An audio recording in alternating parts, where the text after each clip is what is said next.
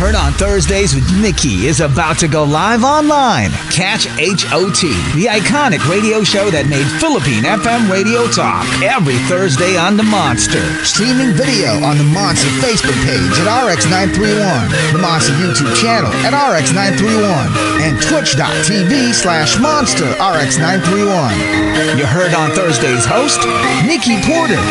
Stand by and enjoy the program.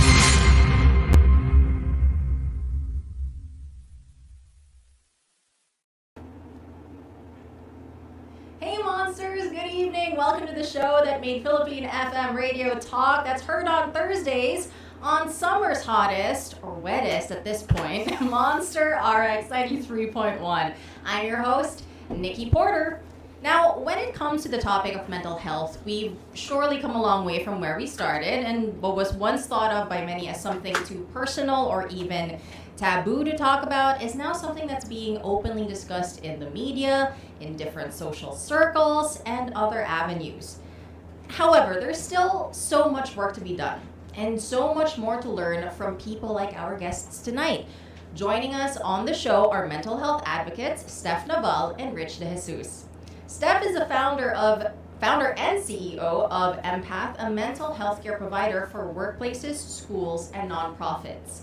She graduated from Ateneo de Manila University, majoring in business and completing 2 minors, one in literature and the other in development management. Now in 2022, she was considered as one of Asia's top trailblazing entrepreneurs under Tatler's Gen T list. Steph was also awarded as one of the winners for UN Women Philippines Awards under the Youth Leadership category, and she was also nominated as Impact Entrepreneur of the Year 2021 by RX931. Now, Rich is the current clinical division head for Empath. He is a registered psychologist and psychometrician and holds a certification in clinical dementia rating and psychological first aid. His clinical career includes his track as a psychologist for the UST Hospital, St. Luke's Medical Center BGC, and currently at the Asian Hospital and Medical Center. Heard on Thursdays, let's welcome to the show mental health advocates Steph Naval and Rich De Jesus.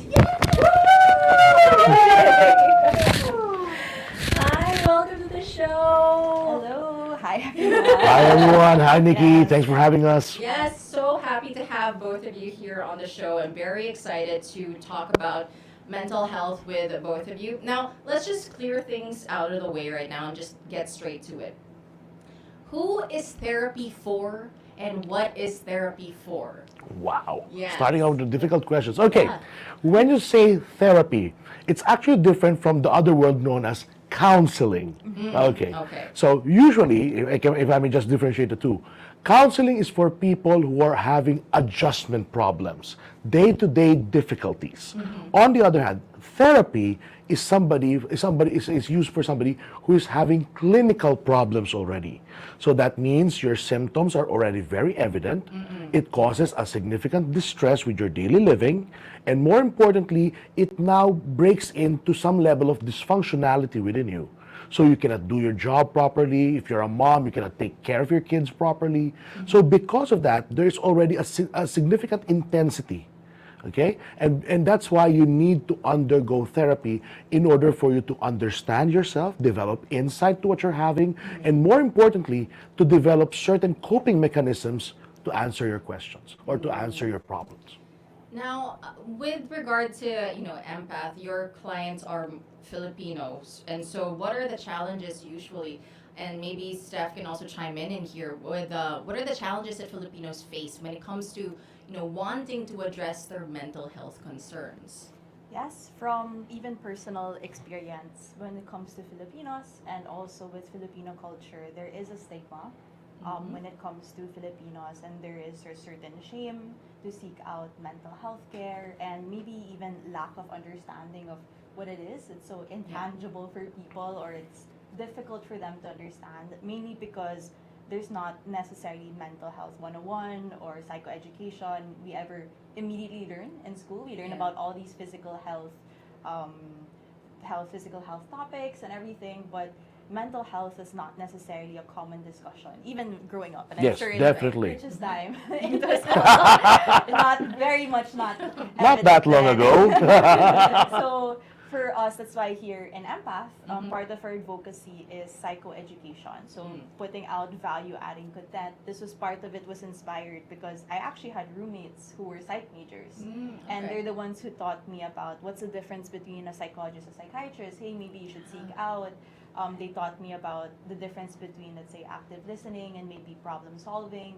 So I was like, hey, you know what? I think people definitely need to have better access to this knowledge. I was just lucky my roommates in college were psych majors.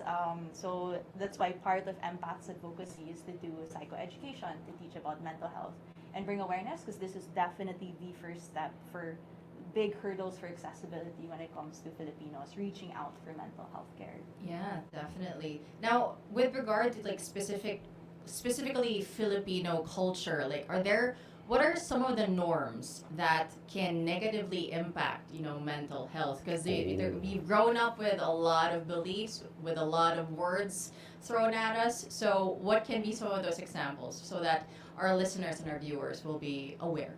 I think one of the biggest challenges, Nikki, is that mental health is something intangible. Let's say, for example, if you cough, you can hear it. If you sneeze, you can see something coming out of your nose. And because of that, mental health now is often disregarded as a true illness. They often feel that it's the person just doing it to himself.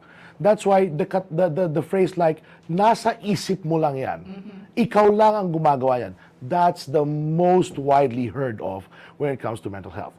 Second, people in the Philippines are very collectivistic. They value their family very well. That's why when you talk about mental health concerns, they don't want to share it with other people. They think, you know what, I'm feeling something, I would rather go with my tatay, with my nanay, with my ate or kuya, my ninong or ninang, to ask for advice. My titos and titas, That's why they want to keep it within the family. So that kind of shame that if something comes out from your family, especially if it's a mental health issue, it becomes a problem. Another one is the macho stigma in the Philippines.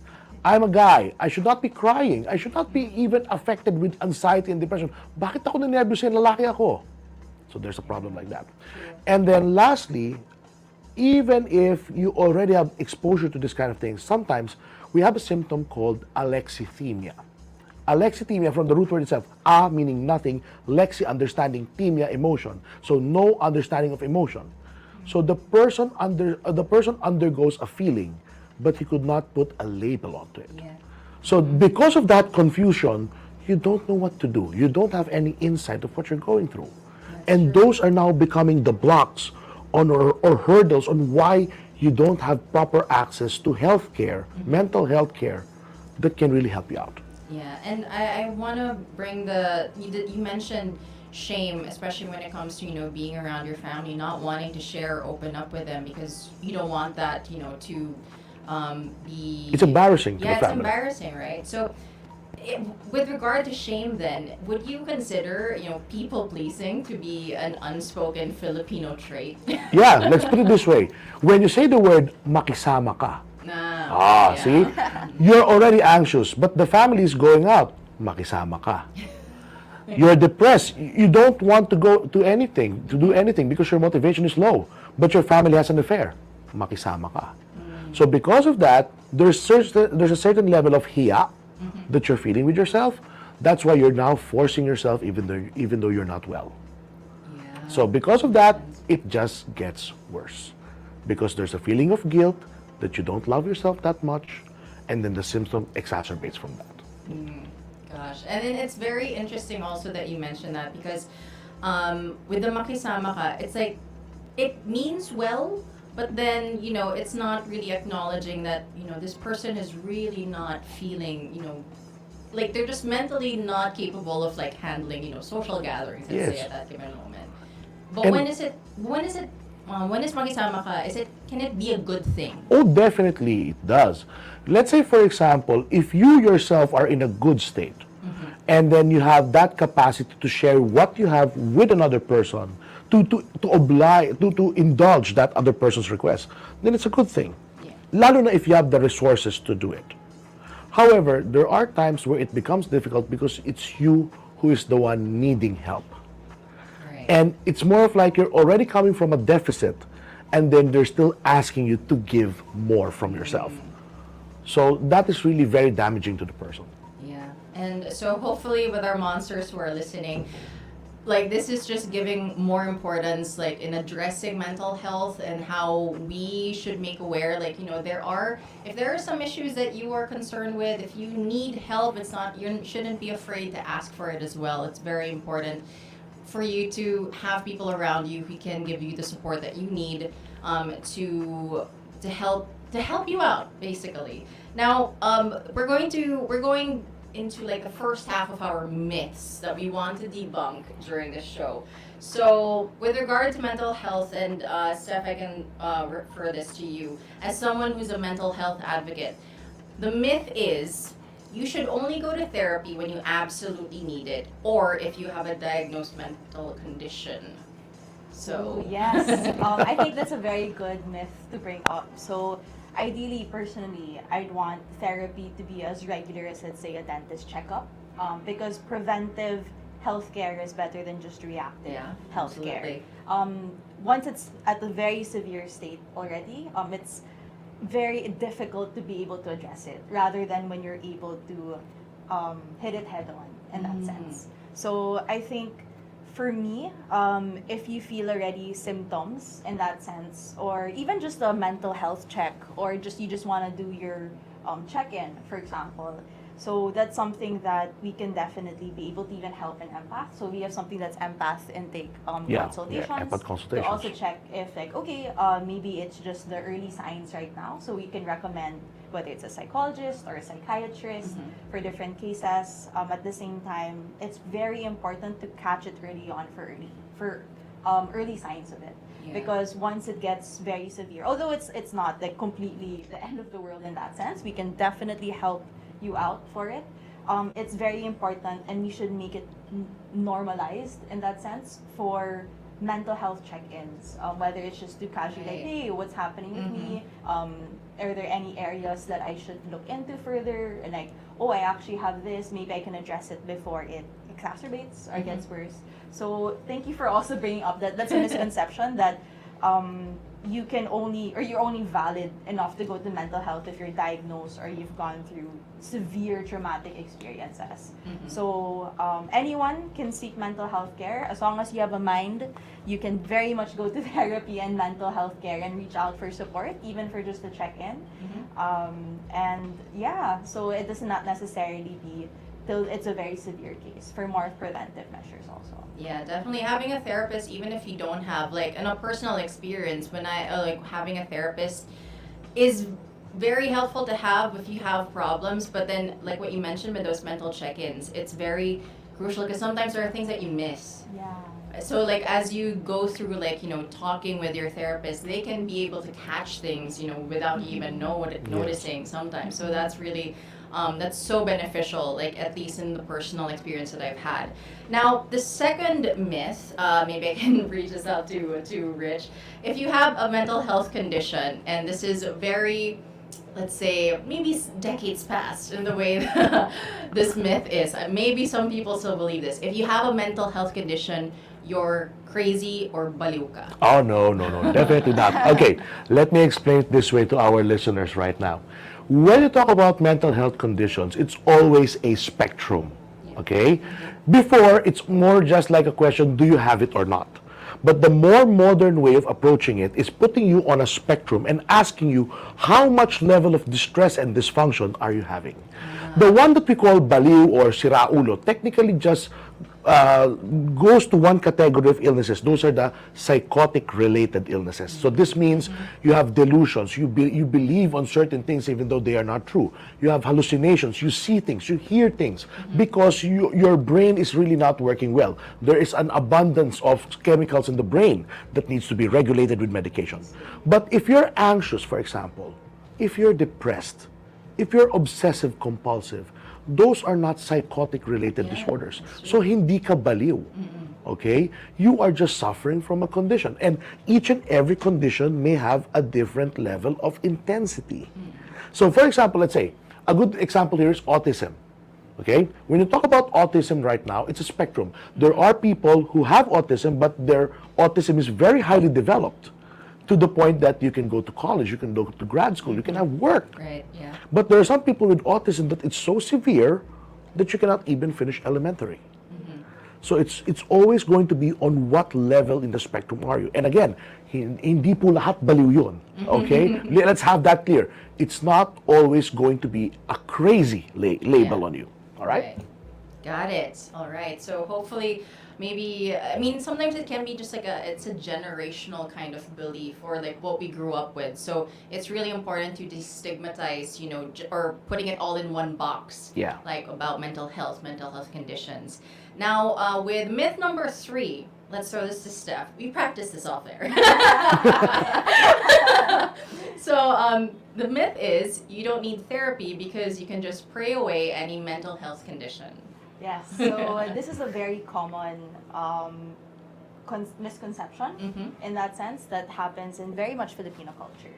So I come from a religious background with my family, and for when it comes to prayer, whether let's say you're religious or not, for when it comes to praying, it's okay definitely to pray, especially when you're going through trials and difficulties. Yeah. How I analyze it in that sense, or how I internalized it, was, let's say, for example, you have a tummy ache.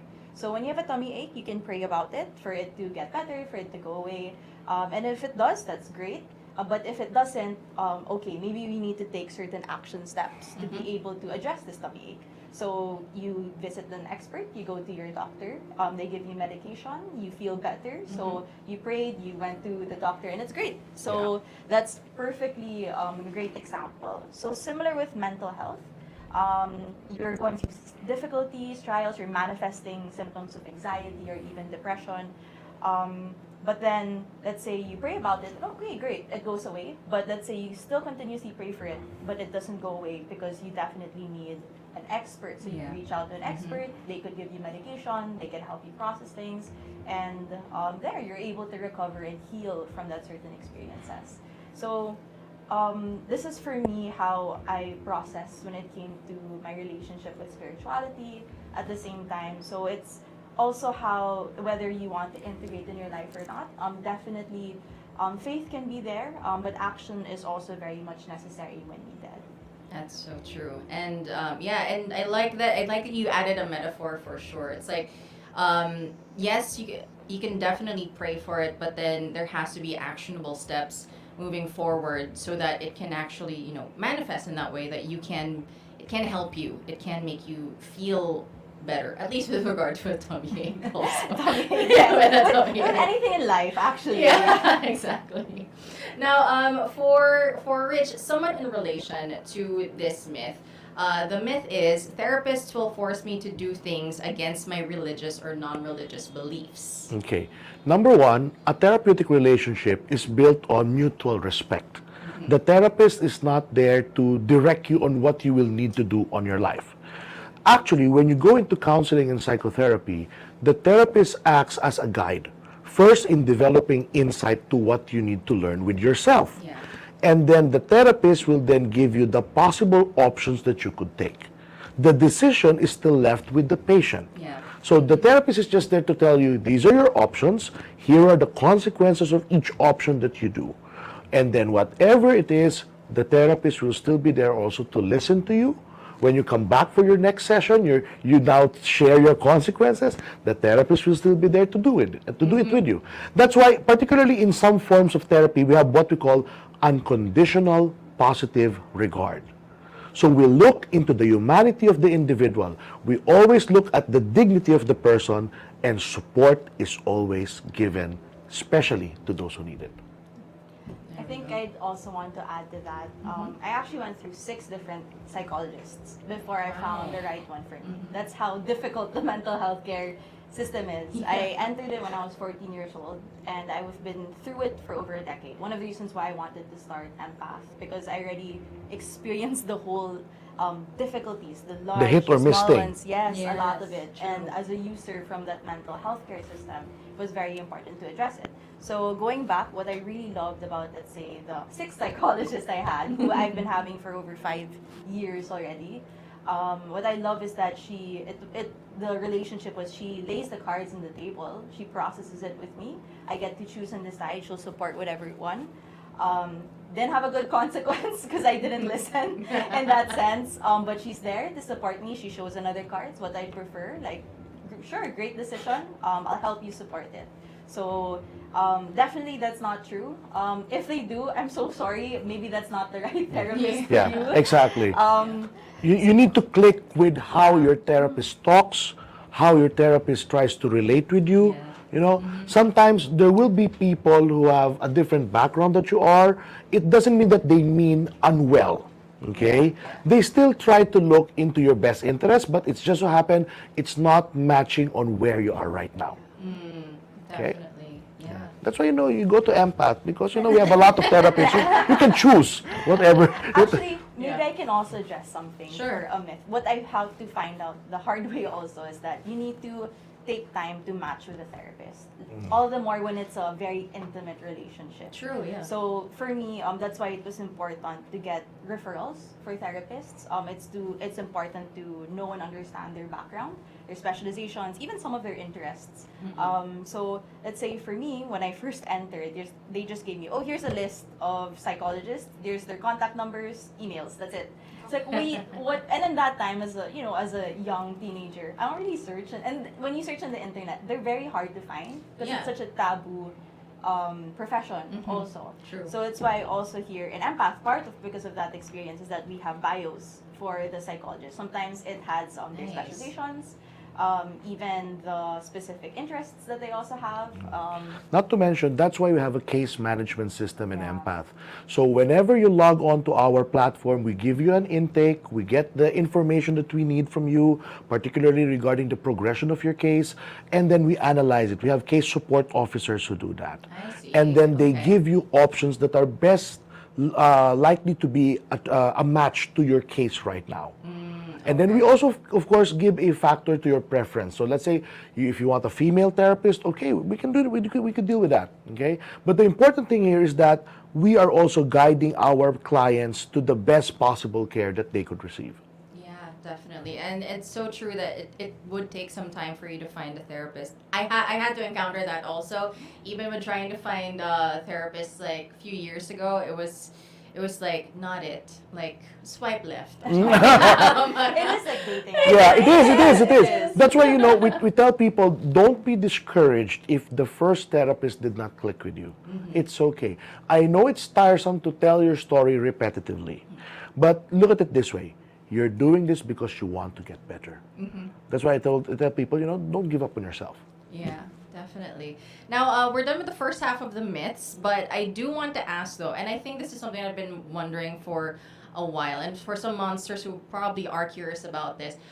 How are mental health conditions usually diagnosed? Now, for example, to determine if someone is neurodivergent, what would it entail? Okay.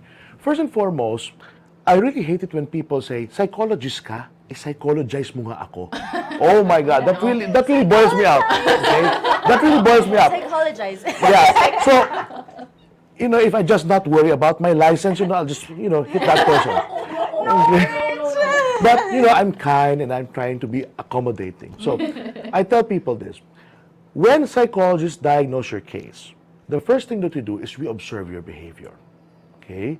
The body language that you do when you're in the clinic. Okay. The way that you talk. The way that you present yourself, the bearing that you have. We look at that. Second, we talk to you. Let's get your history. Let's look at where your case started. How did it progress? Did you use any coping mechanisms to help you out? Because, people always would like to help themselves. Unfortunately, not all coping mechanisms are effective towards their case. So there are people who will really do something about what they have. It's just that it's a mismatch to what they have. So that's why the therapist will step in to arrange that for the person. And then we use psychological testing. Now, these tests are not just the ones borrowed from the internet. These are legitimate, developed tests with norms, which are tested with a large group of people. And then we use that to compare your scores from their scores and try to find out where you belong to that distribution.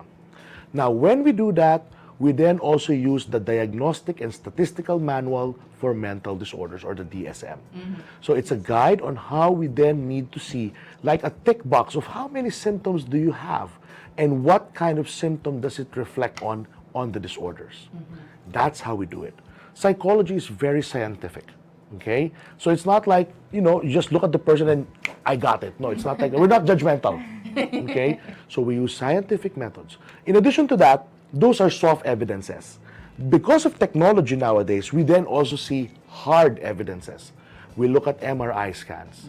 We look at PET scans, so we can see what brain part is functioning at that particular time. And then we use other tests like EEG, for example, electroencephalogram, to measure your brain waves, especially if you have sleeping problems. So it's always a multidisciplinary approach, okay, which uses scientific methods and, more importantly, empathic listening. Very important, obviously. Well, thank you for sharing that, because it's always just been, there are those tests online that you mentioned, and people would like to self-diagnose. Like, do they have ADHD, for example? I had attended a recent seminar in the States, okay, it's by online, and they were trying to decipher, is your ADHD really an ADHD or just a factor of your anxiety? Right, yeah. And most often than not, you're losing your focus not because you have ADHD, but it's because your anxiety or your depression is overpowering you. So a lot of people are asking now, do I have adult ADHD? I say, let's talk first. Okay, I'm not saying no, I'm not saying yes, let's talk first. Do I have this? Next question. Yeah. It's not even facts. I Yeah. know, Do I have this? No. Yeah, not to mention, if I may say so, a lot of symptoms with mental health disorders overlap with different disorders. Yeah, Okay? that's So let's say, for example, the symptom of sadness. Sadness goes for depression, for dysthymia, yeah. from cyclothymia, from bipolar disorder, even for borderline personality. So it goes with a lot. So it doesn't mean I have sadness, check. It doesn't mean I'm going to zero into that disorder right there and then. So what I'm trying to tell the public now here is that please do not self-diagnose, but rather, what I would rather like to teach you is to take note of what you do every day regarding your condition. That way, when you go to your psychologist or your psychiatrist, you now have a diary or a notebook which says, you know what, day 1, I was happy, this is what I did. Day 2, I felt down, this is what I did. It will then help your clinician to have a better view of what you're going through. Okay, particularly, more importantly, the people around you when that happened, because this will identify triggers. Yes. And more importantly, the time of the day, because sometimes some of the symptoms are cyclical. They happen on a specific time of the day. Interesting. Okay? So I think that's more informative rather than you telling me, I found on Google I have this kind of disorder and I want to validate with you if I really have it or not. Yeah, definitely. And I mean, for a time, like, I think I did that before because I was really trying to figure out what is wrong with me. Like, why am I feeling all of these things? But then I self-diagnosed myself being bipolar. Like, I was like 14 at the time, or 13. But then my sister was like, you're not. Like, it's like, I don't think that you are. You can't just take the answer or determine what your condition is by just, like, researching. Or, like, Not to mention what's the consequence out of that. Yeah. Because you're now labeling yourself. You're now trying to narrow down the kind of help that you may have. Yeah. It's more of like, you know what, your friends are listening to you and saying, no, I'm sorry, I cannot get help from this because I'm bipolar. Yeah. You really So- identify Yes. yourself with it. So it becomes a crutch for you, Yeah. you know? I think just want to add to Rich also, I know a lot of people, not saying it's their fault, but because culturally it's something that's coming out, because it's fun. To be like, ooh, what type of this person I am. That's a form of, I guess, for self-realization Yeah. in that Yeah. sense. But Yeah. it might be very misleading for people, True. although you might get a high that, oh, I'm actually like this, because of, like, this explains the whole thing. There's quite a dangerous path to do self-diagnosis. So that's what I try to share with my friends. ask questions, not licensed psychologists, but they ask, so Steph, what do you think? So I'm like, oh my goodness. You tell them, contact Rich. Yeah, actually, no, I tell them maybe like let's get scientifically tested first, diagnosis. Because what happens is, what I notice with these friends of mine is that, okay, I have ADHD, okay, I have this. Therefore, I will limit myself to all these options. Oh, I need this type of treatment. Yeah. So when it's not the proper treatment for you, and then it starts getting worse because you treated yourself, self-treated yourself not the proper way or the scientifically based for it. So all the more just hurting yourself. Yeah, so it's quite, the consequences are quite dangerous also in that sense. Not to mention, if you take it for a long time, then when the time comes that you go and meet your psychologist, it will also take time for your psychologist to recover from that. Okay? Like to undo certain Yes. things. So let's say, for example, you have been coping in the wrong way. It will just create more problems along the way, and your psychologist will take time in order for you to get better from that. Even if you are talking to a psychiatrist, for example, let's say taking medications. You know, if you have a fever, you take you take paracetamol and things like that. Your fever, it will lower down. However, for mental health problems, it doesn't do like that. Once you take medications, usually it takes 1 to 2 weeks in order for it to be effective, and that is if you take it religiously. Yeah. And, you know, the Filipino culture is like this. I'm doing well now. I won't take the meds. And sometimes it can be fatal if you take off your medicine cold turkey. Okay? So you need to be very careful on that. There we go. Do not self-diagnose mental health conditions, monsters. Oh my goodness. So let's talk some buzzwords also with regard to mental health now. So one of the buzzwords that I actually have been picking up on social media or even just in different discussions is the concept of the inner child. So what is the concept? I've had a lot of material like reading about it and trying to talk to my own inner child also, but like in terms of for the monsters who might not be aware, because again, it's intangible. It's like you don't like, what is the inner child? A part of me? Like, so can you explain to us what that is? Yeah, okay.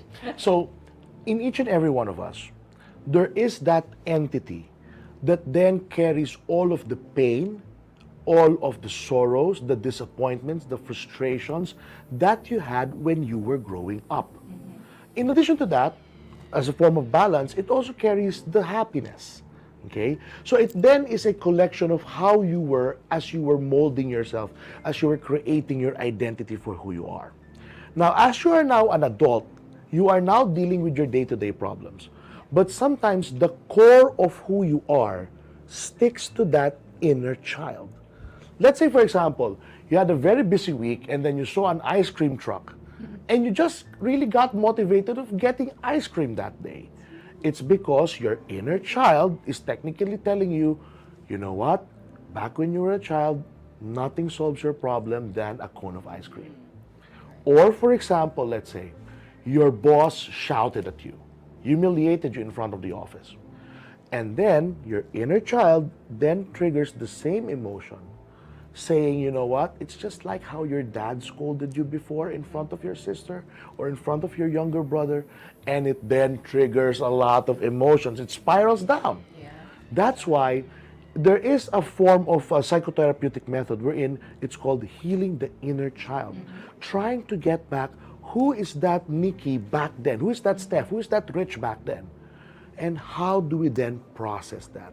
Now, there are a multitude of ways. You can even use hypnosis if possible. Yeah. So we have what we call age regression. So let's say, for example, let's say you are a PhD. You know what a PhD is? Panghabang buhay dalaga. Okay? You're a PhD. You're having a hard time finding a guy for you. And then you're asking yourself now, is there really something wrong with me? Now, you go to your psychologist, you tell your psychologist, there's something wrong with me. And then your psychologist can say, you know what, just look at this pendulum, blah, blah, blah, hypnotize you. And then go back to the time wherein you then had a certain incident involving a male partner, perhaps your dad, your older brother, or another male figure, and then fix it that way. And because of that, you now have a better chance of really finding the right guy for you. Another one is trauma-focused CBT, for example. You had a childhood trauma, you then develop irrational thoughts out of the way. Right. Then we try to look, how do we then deal with those irrational thoughts? The way that you feel broken, for example. Because especially when it comes to trauma, people always say, I'm not the person I used to be. I am broken because of that experience. And that's how we try to deal with it. We try to see what are those thoughts that you develop because of that. And we try to challenge it. We try to reframe it. And then after it has been reframed, the next step is to reinforce it. Trying to now support the person, saying, hey, you know what? You did the reframing. You did have good consequences out of it. Letting them realize, hey, I was the one who did that. I am now empowered to help myself. So that's how you do it. Like, I have never had, like, the concept of inner child explained in that sense. And so much better to have it explained in person. Yeah, definitely. Because it's so, because, like, you know, reading about it, yes, like, you can see, like, okay, that makes sense. But to know the purpose of knowing your inner child, being aware of your inner child, what your triggers are and everything, and how, you know, how therapists can help you move forward and reframe how you saw your childhood, I guess, and to move forward and become better and live better. Like, it's just it's refreshing, and it gives hope. Yeah, you don't want to be a PhD forever. That is true. Now, healing the inner child, though, is it related? Does it have anything to do with the concept of reparenting, or are those two different things? Oh no, those are two different things. Primarily, when you say about healing the inner child, this is really more on you. Trying to rediscover who you are, what are those pains, and more importantly, recovering from those painful experiences. Okay? You know, a lot of issues here usually points out to blaming the parents, especially if you're very Freudian. Okay? It's because your mom did this and did that. Okay? However, it doesn't work for everyone. That's why it depends first on what kind of therapist you're facing, and then how does he try to handle your concerns. Okay? So, in that situation, in healing the inner child, what you're actually doing is learning also to forgive yourself for those experiences. And that can be very difficult. Oh, definitely. Because in the first place, you don't know why you had to forgive yourself in the first place. True. A lot of people will say, that guy did something bad to me. Why am I now forgiving myself for it? But technically, what they need to learn there is that because you also had a role in enabling those things to happen to you. That's why we are trying to let you forgive yourself in the first place, becoming at peace with what happened, closing it properly, and therefore enabling you to have a very fruitful life ahead of you. Because if not, it might even end up to the point that you're self-sabotaging yourself. And it's very common. True. Yeah, definitely. So thank you for enlightening us a little bit more about, like, the concept of the inner child. And for those who probably heard that term, hopefully this has shed light on what it actually means. And so now, like, with regard to inner child, you also mentioned, you know, there were triggers as well. You know, you get triggered, or your inner child gets triggered when there's a certain situation that you come across in your adult life. I want to know with Steph now, like, for you, what does being triggered feel like for you? Like, what are some sensations that you would feel, for example? So that, because maybe monsters aren't aware of, like, when they feel triggered, right? They don't know, okay, why am I suddenly feeling like this? Or they don't question it. It's just a part of, like, what they, you know, their behavior. So what would, like, a trigger feel like? Ooh, for what I learned in the past, Rich could correct me if I'm wrong, That's is okay. that people manifest. Well, for me, it's physical manifestations. For some people, it's actually different per person. Exactly. So actually, how I found out about it was with my roommates. So I was in college. I was going through, let's say, depressive or anxiety episode. And I was doing certain physical manifestations. So I won't share all of them, but then some of them are, let's say, heart palpitation, let's say stiffness of muscles. Also, when it comes to the thoughts, I get really, like, red or hot also. Ooh, okay, yeah. In that sense, sometimes rashes come out also, like that. And that's actually a common thing, what I found Yes. out, like anxiety or like psychologically triggered rashes. Those are called psychosomatizations. Yes. Yeah. Right. So it's very actually per person.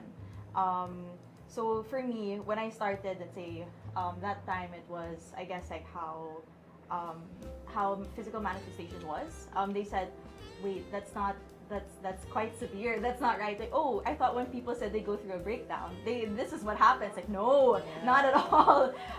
And didn't know that was actually triggers or that severe because it was so normal to me in that sense. That's why I think it's important to even do mental health checks. So just to know if I found out that shocks, because it exacerbated over the years. It used to be quite mild when I was 14. It was manifestations, and then it manifested throughout the next like 5 years, and it got worse. So that's why it's important to also just check in. Don't self-diagnose again. Check in also, and it varies per person. Exactly. It's very different per person. So it doesn't mean that, let's say one person has this, oh shucks, if I have this, or if I don't have this, that means I'm not triggered. Yeah. I think we can discuss this by just having 4 letter Ds to look out for. Okay. The first letter D to look out for is deviance. Are your behaviors becoming quite peculiar as compared to what other people would be doing? Okay? So when you start to do weird things to yourself, that's a start. The next letter D is distress. How much are you suffering from those symptoms? Let's say, for example, you're in a class, you're having recitations, and then you suddenly get hives. You feel so hot with yourself. That's distressing.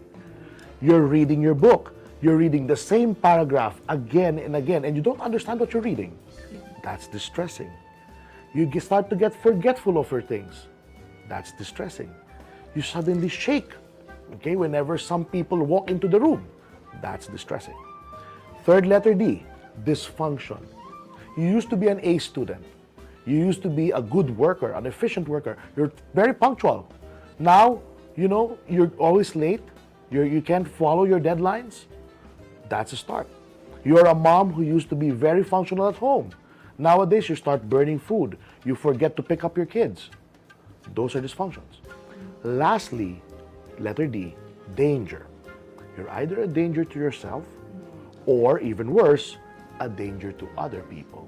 In which you say, for example, whenever you see that guy, you just want to start strangling him little by little. Okay? Or, for example, you just had thoughts of death. Not necessarily suicide, just thoughts of death. Like, what would it be like if I'm just not here? What would it be like? Yes. What would it be like if I'm not alive tomorrow? So those 4 Ds: deviance, distress, dysfunction, danger. If you have all of that, call Empath. Okay, that's how you do it. And take note, Rich shares this for you to self-diagnose. Yes. So just because you have certain distress, or let's say you're reading a paragraph and it's not, or if you're not punctual, take note. We share these things so you're brought awareness, but don't self-diagnose. To bring awareness, for the first step to be able to seek and actually get a scientific basis on the diagnosis, or if these are triggers, or if this is an episode that you're going through. So just a heads up on that also. It's more of like we're telling you this so that when you're observing this, it's time to get help. Yeah, and that's basically the reason why I also wanted to bring about like the concept of triggers as well, because a lot of us, again, like we might not be aware that we might be actually triggered in certain situations we find ourselves in our adult lives. And so for example, for me, just to piggyback on what Steph said with regard to her triggers, my triggers is like the tightness of the chest. Like I have difficulty breathing. There is like a lump in my throat. So like those are all classic triggers that I have that I didn't know were actually triggers, and I didn't know they were actually I was reacting to something, but it was like a pattern. But I always it's always this particular and it's always particular situations that have similar elements to them. So for those monsters who are probably curious, this is to bring awareness, so it is very informational. But yes, if you do need help, don't self-diagnose right now, but seek help. So let's go to the second half now of the myths that I do have listed. So with regard to myth number 6, so Steph, my problems aren't serious enough for therapy. Ooh, yes, that's a very common statement I hear. So even if, let's say, oh Steph, I don't think I deserve or it's not valid enough for me to seek out therapy. I think for therapy, it's definitely a spectrum also. Yes.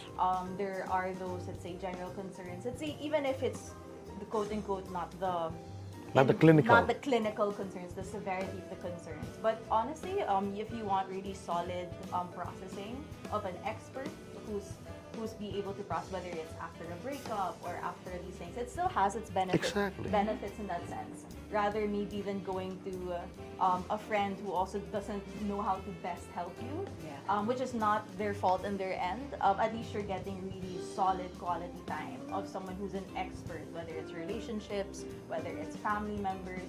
So one, it's a preventive measure, and two, it's just very beneficial in general.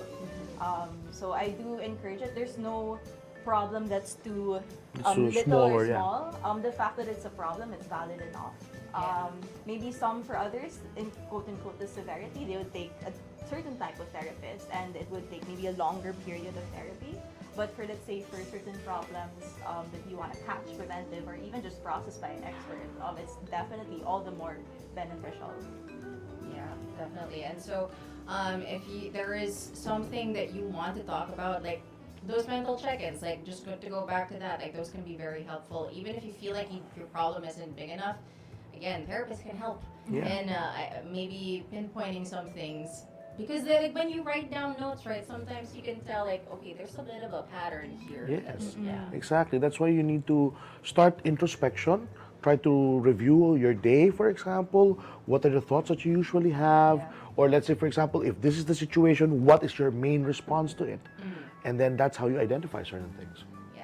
And so that brings me to actually the next myth, which is therapy is mostly just talking, Rich. No. Oh yes. Therapy is, talking is the mode on how we do it. But it's not just chismisan. Yeah. Okay, this is not the Marites talk. Therapy is about developing insight. We first listen to the patient because he is the best interpreter of how he is undergoing his concerns. Okay? Piggybacking on that question a while ago, is there any such a thing as a small concern? No. The mere fact it's distressing you, it's a serious concern. Some people will tell me, you know what, Rich, it's just love life. I say no. Even though it's just love life, it may be cheesy, for example. But the mere fact it's bothering you, it's something important. Okay? So, when we talk, we then process. The psychologist would be thinking this way, how are you coping with this? If you are coping even. Next, what do you now want to do with yourself? That's why after therapy, we also give homework to those people. Okay? I remember my homeworks before. It was worksheets also. Yes, there are. Yeah. And these help the patient develop more insight about himself. And they now understand that they have a certain capability to overcome the situation. Okay? So let's say, for example, let's say you're not that confident with who you are. I'll tell you now, okay, Nikki, whenever you wake up, go to the mirror, say something about yourself. Say 3 things, positive things about who you are. And I want you to do that in the next 14 days. And then after that, see me. If, let's say, for example, oh, Steph, you have an eating problem. Okay, here's how you do it. Whenever you feel hungry, you try to look at the Post-it on your fridge. And then I'll tell them, okay, put in question number 1, are you really hungry? Question number 2, can it be postponed after an hour? Question number 3, can you just use water for this? So by doing those things, we give life skills to our patients.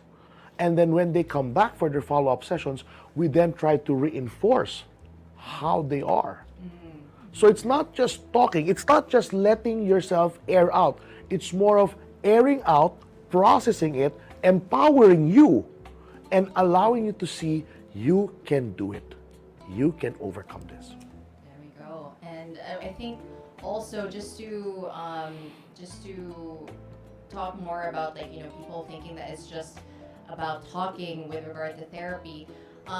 Part of the reason I feel like people don't even want to go to therapy is because they don't want to talk about their feelings, diba? That's always like what do you call that? That's a common misconception, or that's how people want to keep themselves like armored up or shelled up, because it's like, it makes them uncomfortable.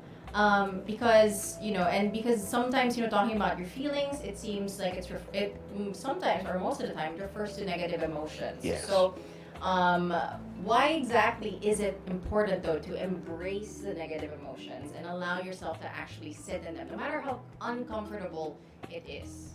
Well, primarily because you are not going to be in denial of who you are. That's the first thing that you need to understand.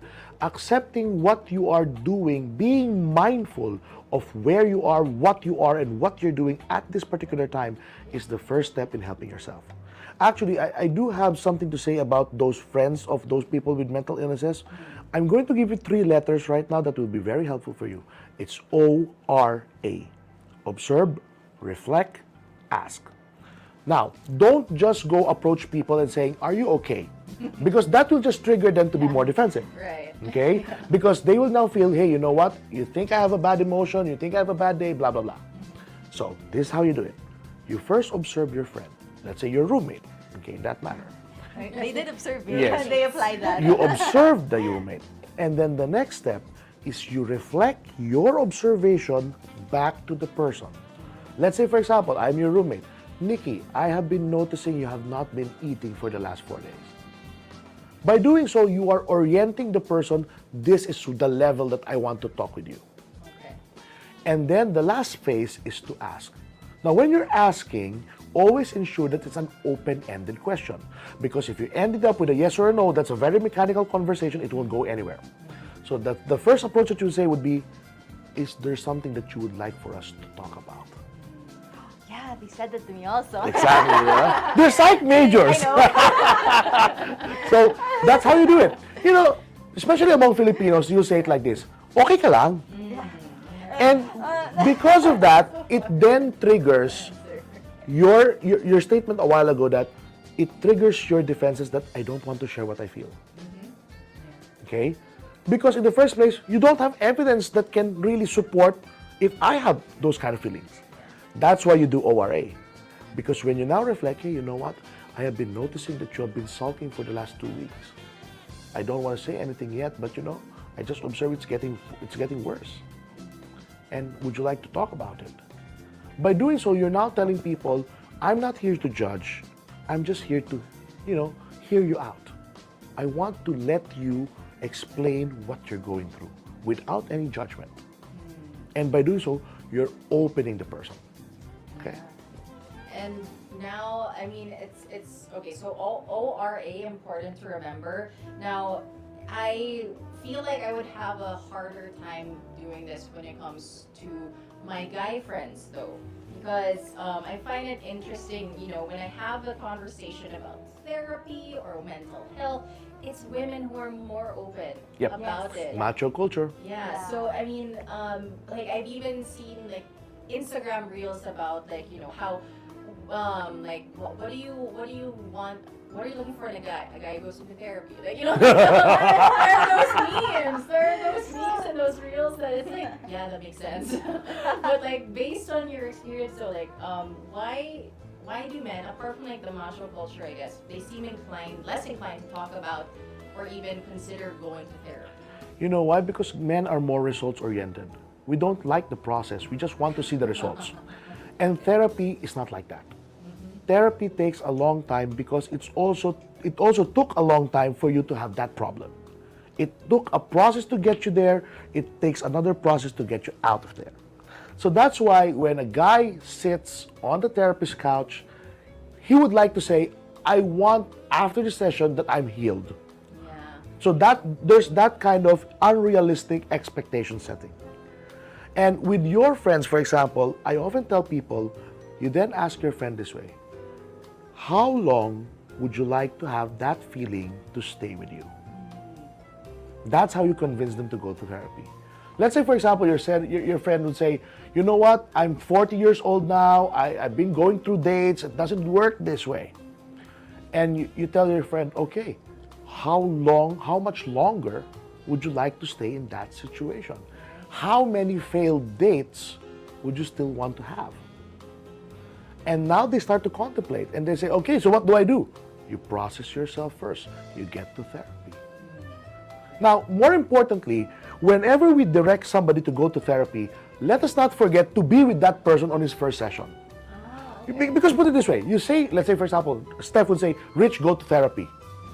and then I'll just go there on my own. I don't like it even. So that level of resistance really destroys the process. But if I would have Steph there with me, and I would understand, okay, my friend is really committing to this, so maybe I should commit to this also. So that kind of moral support then gives the process a better fighting chance of really getting into that person. That makes sense, yeah, for sure. So, I mean, that then begs the question. So, Rich, how would you then convince men to consider therapy as a man yourself? Like, if you could speak, I mean, if Okay. you could speak to them casually, civilly. One option is marry a psychologist because my wife is one. Now, but kidding aside, I'll put it to all of the guys who are listening to us right now. It's not something that you need to fear about. As a person, you have feelings. Your emotion is a part of your consciousness. The more that you then try to disregard it, all the more that you're just creating a bigger hole that you're digging yourself into. Okay? One way or another, emotions will come out because you are relating to people, you are relating to yourself. Okay? It's not something that will diminish your manhood to admit that there's something that went wrong. But actually, it's more on you investing on yourself, developing yourself better, and more importantly, becoming your real man's man for the people that matter. Whether it's your girlfriend, your wife, or even your kids. Okay? If you're not only going to do it for them, you're also going to do it for yourself. There we go. Male monsters, I hope that struck a chord with you listening right now with Rich. So, if you feel like you need help, then please go ahead and ask for it. And if you need someone to talk to, if you're looking for therapy, Empath is here to help you.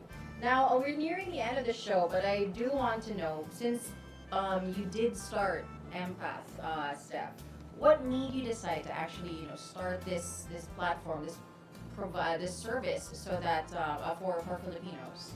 Yeah, so I mentioned to you before that I started getting into the mental health care system, had my first therapy session when I was 14 years old.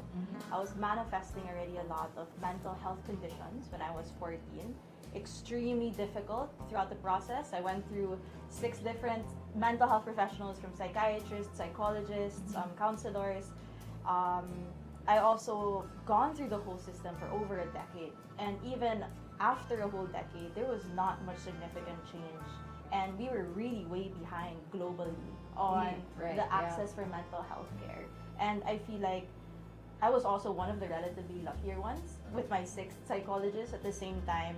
Through that process and healing, and that's definitely changed my life, changed my family dynamic also, saved also maybe my younger siblings from developing the severity of my condition as well, because my parents were more aware and educated about how to care for children as they develop when it comes to their mental health.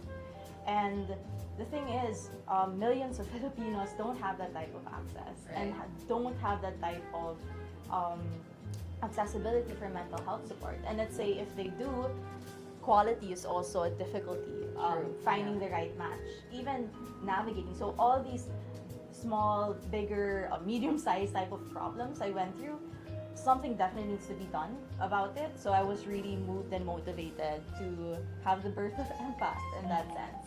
Empathy is very sacred to me also, so hence the name also for Empath.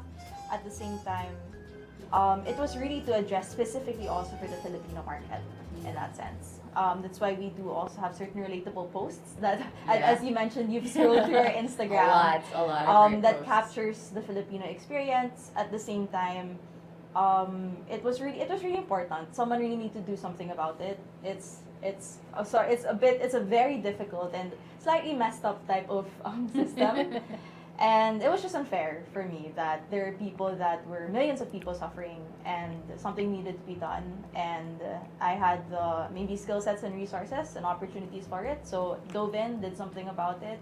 And it's still in its starting stages, but definitely hoping to be able to serve more Filipinos, maybe in the millions, moving forward. Yeah, and it's amazing what you're putting out there and the services that you're providing. But I also saw that you signed contracts or partnerships with companies, investing in employee well-being. So, what was the process of you deciding?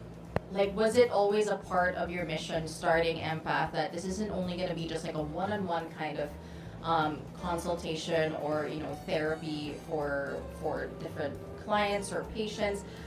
Like, when did the concept of actually making it into these business sectors come in? Yeah, so for Empath, I've noticed one of the more impactful, at least from my experience, impactful and meaningful development of my mental health was really because if the environment and community nourished you in that sense. So for example, for me, it wasn't just me one-on-one therapy. My psychologist talked to my family members, teachers, or even when it came to my friends as well, the psych friends that I had who were my roommates. Yeah. And I noticed it's really multiple stakeholders, multiple factors that come into it to really build meaningful impact. And it also, we wanted scalability in Empath, scalability and sustainability. So for us, we do more of community-based mental health care. So that's why we do more of a, business model in our social enterprise.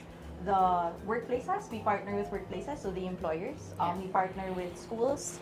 We partner with also nonprofits. So for example, how it works is that the employer covers the mental health, let's say online therapy sessions, it's the mental health benefits. Yes. Because mental health benefits are widely increasing in demand, especially with the Gen Z and millennials in the workforce. Right. And then these employees or those under the company can avail for it for free and can access it 24/7 in that sense, can book a consultation and then, or even experience mental health first aid training. So similar with schools, the schools would cover it, or even a nonprofit. So we've catered to, let's say, Philippine Science High School, to be able to provide their students. Students loved it. Teachers wanted it also. We gave it to teachers as well. Nice. And they can access it for free. It's covered. And nonprofits like ABS-CBN Foundation with Bantay Bantay Bata, Bata. Save the Children. Yeah, Save the Children. Also, we're engaging with them already. And it was really more of a community type of thing. All the more when we're very a community-based type of culture. We found that was great for impact, scalability, and yeah, that's the direction I wanted to go, and hopefully to be able to imprint that in the mental health space in the Philippines. For sure. And so it's such a, it's very important now, because it's again, we were experiencing, some people, or at least some monsters who are experiencing, disassociating with it in their workplace because of burnout or different factors. So, for workplaces to actually invest in mental well-being, I think that's very that's such a perk, right, to have. Yeah. But we don't only stop technically with the sessions. We also provide wellness activities that it's not just curing what mental illnesses you have, but it's also sustaining a very healthy mental state. Yeah, definitely. And so hopefully, for those who own businesses, you might be interested in wanting to invest in employee well-being or mental well-being for your employees, and make them want to stay, I guess, and so that they can be able to balance work and life, for sure. Now, we are nearing the end of the show, so let's just invite monsters to Empath. Who needs it? Maybe tell us the difference between the psychiatric consult, because there are two options, right? Psychotherapy and psychiatric consult. For those who might be interested, who might want to seek help already, why don't you go ahead and invite the monsters to Yeah, Empath? sure. So you can log on to www.empath.ph. So from there, we have 3 types. So that would be the Empath intake consultation. So those are for new clients. You will be assigned with a case officer to really help you with your matching process. So that would be your wingman in that sense for the mental health professional that's best for you. There's also the psychologist and psychiatrist. This was a very important thing I had to learn that my roommates told me about as well. So with psychologists, they focus on, let's say, talk therapy. Psychotherapy. Psychotherapy. And then we have the psychiatrists where they focus more on medication in that sense. So for those types of cases. If you're not sure which one to choose, that's why we have the Empath intake. Yes, that's why you need to take the intake. So that would be best recommended for you. So you don't have to waste your time Yes. in that sense and resources Right, and just yeah. trying to guess here and there what's right for you. The point here is that we are already directing you to the rightful service that you deserve. Okay? And the point here is that even if you are experiencing smaller symptoms right now, we have what we call ameliorative therapy, meaning you don't let your symptoms become full-blown disorders. So even as early as that, you can log on to Empath.ph and then we'll help you with that.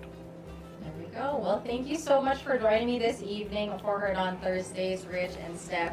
Such a pleasure to talk about mental health, bringing awareness to it, and also bringing awareness to our monsters that you can seek help and it is accessible, and that you shouldn't be afraid or you shouldn't hesitate to ask if you need it. If you feel distressed, if you feel triggered, with all the terms that you've learned this evening as well, don't self-diagnose. Okay? So don't take those tests online, or don't take them seriously at least, and then actually do an actual consult with mental health professionals. But for now, thank you to all the monsters who have been listening online, on air, on Facebook, Twitch, and YouTube. For now, keep a lock right here on The Monster. Bye-bye! Monster exclusive interview. Monster exclusive interview. Only from Manila's hottest. Monster RX 93.1.